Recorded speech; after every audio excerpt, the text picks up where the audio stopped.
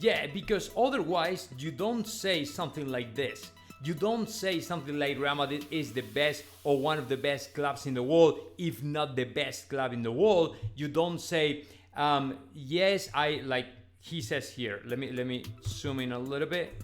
I have been in contact with Real Madrid for many years, a great relationship based on respect and admiration. I feel like I have a story with them, even though I've never played for them. It's a different feeling. You don't say these kind of things if you're not thinking about coming and play to Real Madrid, man. You don't say that at all.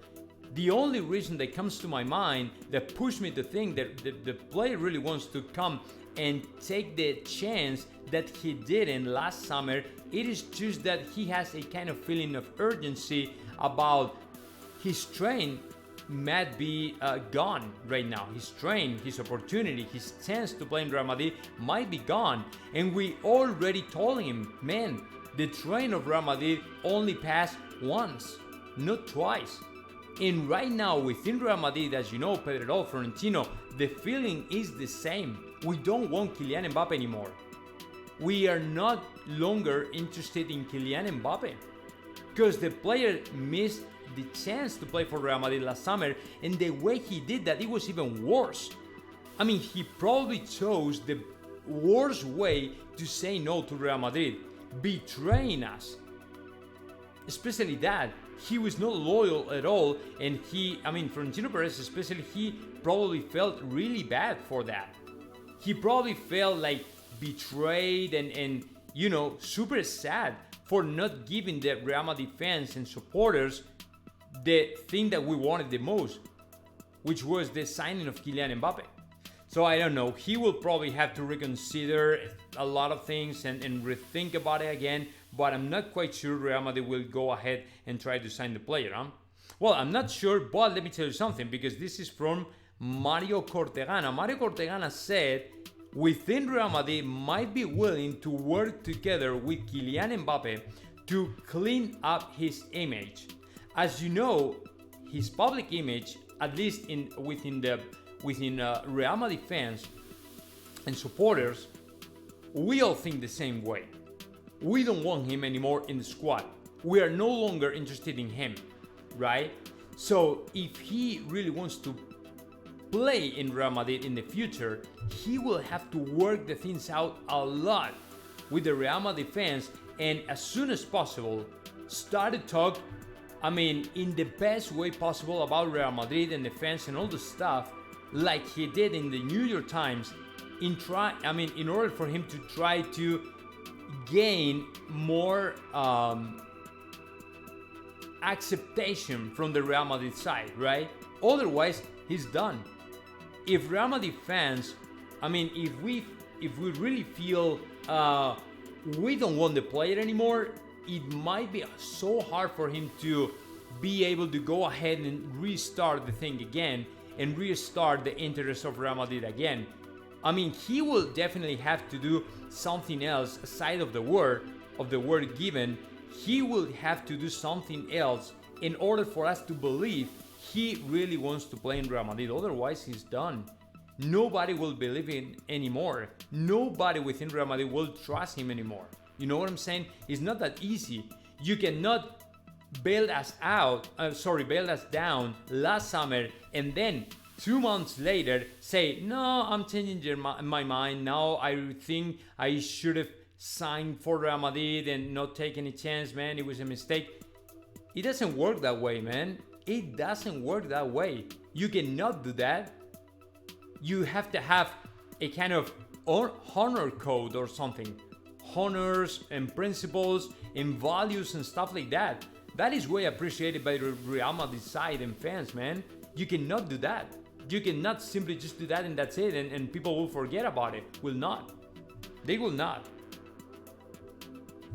But anyways, the MBAPPE thing, man, it's gonna be for so long. Let me tell you, for so long. Yeah, I don't know. So more stuff regarding to now. Let's talk about Vinicius Jr. and the harassment he is going through in La Liga. Look, I cannot play this video, but as you can see, Vinicius Jr. is getting close to Javier Aguirre, Mallorca's coach, right? He's getting close, and you can see Javier Aguirre encouraging his players to literally to break Vinicius Jr. down, to hit him. Look, and now Vinicius Jr. in that image is telling the referee, hey, look at what he's saying, okay? He's encouraging his players to kill Vinicius Jr. In this image, we can see Toni Kroos trying to get him out of the place, out of the situation, in order for him to concentrate and not get distracted, because that is ultimately the goal of Mallorca in any other club, right? Try to distract the Vinicius Jr. and get him out of the game and get him out of his mind all the time. And look at this. And here, Ancelotti is telling him, just get out of here, man. Just get out of here and be focused. Be focused and be concentrated on the things that are important. Look, Vinicius Jr., Ancelotti is saying like, man, just get out, go away, get out of here. There's no point in you to be here. You know what I'm saying? And Vinicius Jr. insisting again, man, these guys are freaking me out, or getting me nuts and all the stuff. And again, he's back again and talking to Javier Aguirre and all the stuff. I mean, it's nuts. And La Liga is not doing a single thing to stop this, man.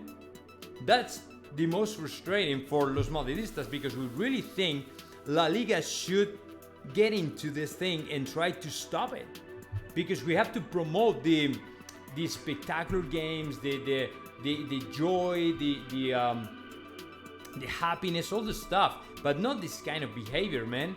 This kind of behavior is not helping anybody out. It's not helping to the show business. It's not helping to the people. It's not helping to the people that pay for the ticket a lot of money. A lot of reasons, man. But apparently nobody's going to do anything. That is what makes me really nuts, right? And drives me nuts and drives me crazy, because I cannot understand why are these guys doing this. There's no point in doing that, but apparently for them it does. I don't know, but let's see, because this is a very, very complicated issue. Okay, so more stuff regarding to the game tonight. Edu Cornago, who has been participating, and sometimes he showed up in the show here in JOTA Real Madrid. I've been talking to him a bunch of times regarding to Erling Haaland. Edu Cornago has been interviewing to Timo Werner. As you know, Timo Werner was very attached to Real Madrid for quite a time, insinuating that he might play for Real Madrid. And what he has said is basically very good words in order for us to understand that the player might be willing to play for Real Madrid. So, quote here, to be eliminated was very hard, okay? This is referring to the time he was playing for Chelsea and got eliminated by Real Madrid. In quote here, in the Santiago Bernabeu, there is a special atmosphere. That's number one. Number two, their success is really impressive. I mean, the way he is addressing Real Madrid, the way he is talking about Real Madrid, makes me think that he is still interested in playing in Real Madrid at some point. Problem with that is, to me, Real Madrid only has one goal in the foreseeable future, which is Erling Haaland in 2024. Not even Kylian Mbappe. We will have to wait a little bit more in order for us to think Real Madrid is still interested in Kylian Mbappe, but Erling Haaland is racing above Kylian Mbappe right now for Real Madrid, right? So Timo Werner is by no means a goal of Real Madrid for the foreseeable future or even the long run. My opinion is not, couldn't be so far away from this opinion that the player might join Real Madrid maybe at some point. I don't think so, man. I think that his time is gone. There was a moment when he was really close to come to Real Madrid, but he didn't for different reasons. And now Real Madrid, I don't think he's really thinking about him as a possible signing for Real Madrid, as a possible forward for Real Madrid. So I think that he will have to wait a little bit more and think about that a little bit more, because I don't think Real Madrid is really quite interested in him. By no means, right? So let's see what happens tonight. Let's see if Timo Werner is able to score goals and stuff like that. But I don't really think so, but I don't know. Let's see what happens, and of course, let's watch the game, because tonight it's going to be another interesting player there, and that is Nkunku. So let's wait and see what happens.